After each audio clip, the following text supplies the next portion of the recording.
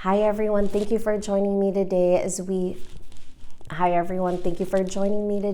dive into Best of All. Best of All is the sequel to Your Special by Max Lucado and illustrations today also by Sergio Martinez. I'm so excited that we get to share this story again. It's a sequel to a story we read together, okay?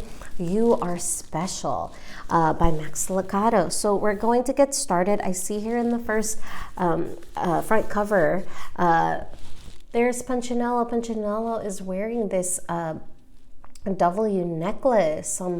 Wemmick is probably giving it to him or just asking him about it, and they're cheering in the background here as well. I don't know what's going on. We'll take a look. Does Punchinello help the city once more? We'll see. I'm going to turn here to the next page. Pages. I see here Lucia, our friend from You're Special. So here we go. I have the first page. A lady, people are putting up a banner. Here's Lucia and Punchinello on the first page. So let's get started, everyone. Higher on the right, demanded the mayor. There was no patience in his voice. Chipped the Wemmick, lifting the banner, stretched as high as he could and pounded the nail into the pole.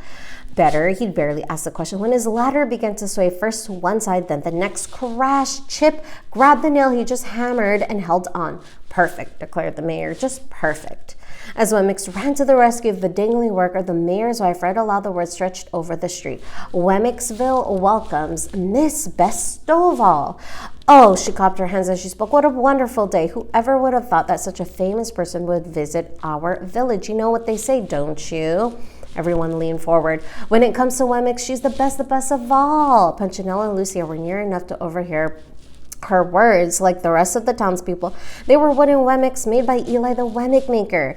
Unlike the rest of the village, they were puzzled, though. They wondered who this lady was. Tell me again, Punchinello asked the mayor's wife. Why is she so famous? Because everyone knows her. But why does everyone know her? Because she's famous. Okay, so it's just the circle. Yes, she's known, she's famous, but what about her? That makes everyone so excited and happy to see that she's visiting their city. Well, as we turn to the next page here, I start to see maybe someone making an announcement here, of course, welcoming Miss Bestoval, this lady that everyone is so joyous to meet. All right, and visit them. But why is she coming to Wemmicksville? Punch asked. The mayor's wife rolled her eyes in disgust. Haven't you heard? She's here to choose members for the wonderful Wemmicks Club. Punchinello nodded like he understood, but he really didn't. He looked at Lucia and she looked at him and both shrugged their shoulders. He was just about to ask another question when the watch Wemmick on top of the hill shouted, "She's here! She's here!" Doors flew open, stores emptied, villagers rushed from all directions to the end of Main Street. Fathers lifted children to their shoulders and short Wemmicks elbowed their way to the front of the crowd. There was so much shouting and pointing and tiptoe standing until a uniformed wooden soldier looking very official and formal appeared at the turn in the road. With scroll in hand and bugle hanging from his neck, he marched over the Wemmick River Bridge and stopped in front of the crowd, staring straight ahead at no one. He stood stiffly until all had hushed. Opening the scroll, he read in a loud voice, "Cut from the grandest forest, carved from the strongest tree, full of sap, only the pure shoes of the highest petted tree. So welcome ye Wemmicks to your village so small, the noblest grain from the finest lumber. She is best of all." Bess, as in B-E-S-S. So as we turn to the next page, there she is in red with her sun hat. With snappy movements, he tucked the scroll under his arm and pulled the bugle to his lips. Ba-da-da-da-da-ba. What the Wemmick saw next caused a village-wide gasp.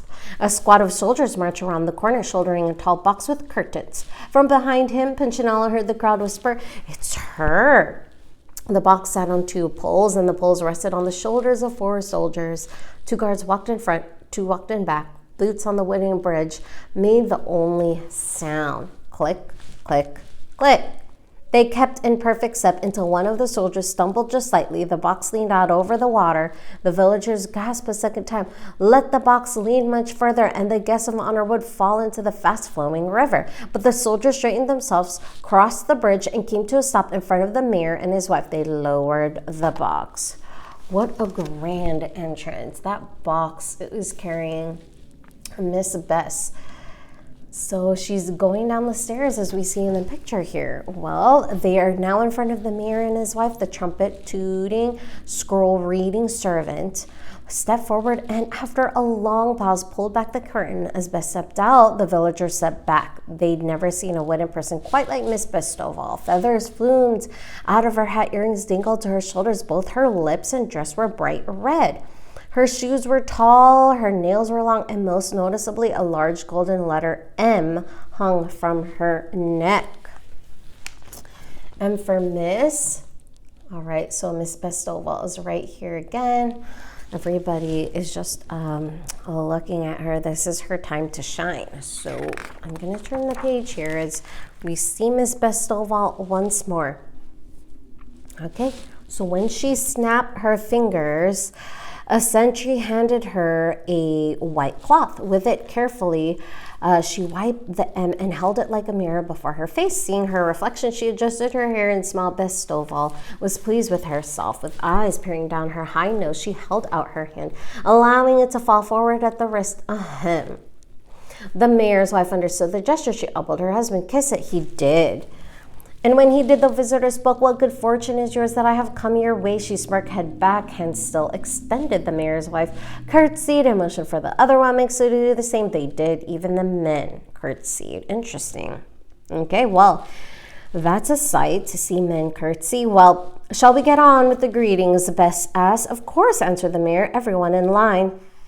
One by one, the citizens of Wemmixville passed before their guests. Yes, yes, she would reply to whatever she said to her. Welcome to our village. Yes, yes, we're glad you're here. Yes, yes, we are honored. Yes, yes. There she is. Okay, so everyone is greeting her. Everyone curtsied, apparently.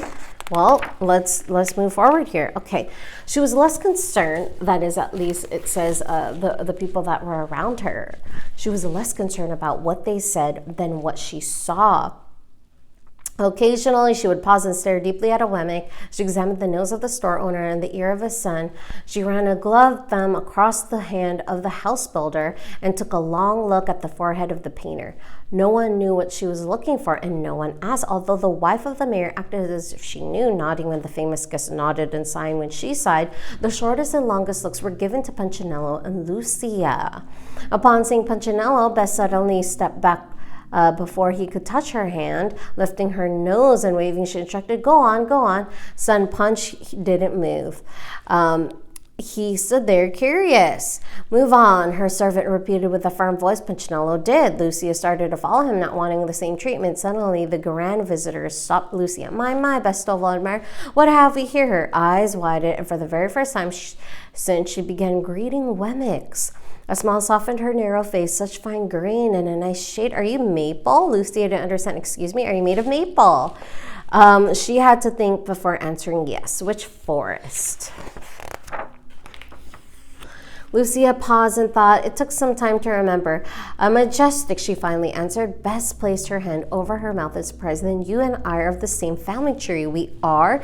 Bess overlapped. Of course. She then leaned forward and whispered, how nice to find someone of my roots. Stay around and we will talk. Lucia did. Between greetings, Miss Stovall would make remarks to Lucia beneath her breath, such as, what naughty temper, or such an inferior grove, or definitely from the wrong side of the mountain. Lucia understood none of the comments, but she didn't say so.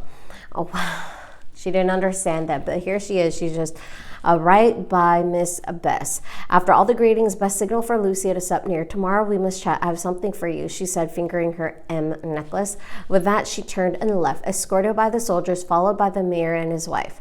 Punchinello approached Lucia. Did I do something wrong? I don't know. Did you do something right? I don't know. Why is she kind to some Wemmicks and rude to others?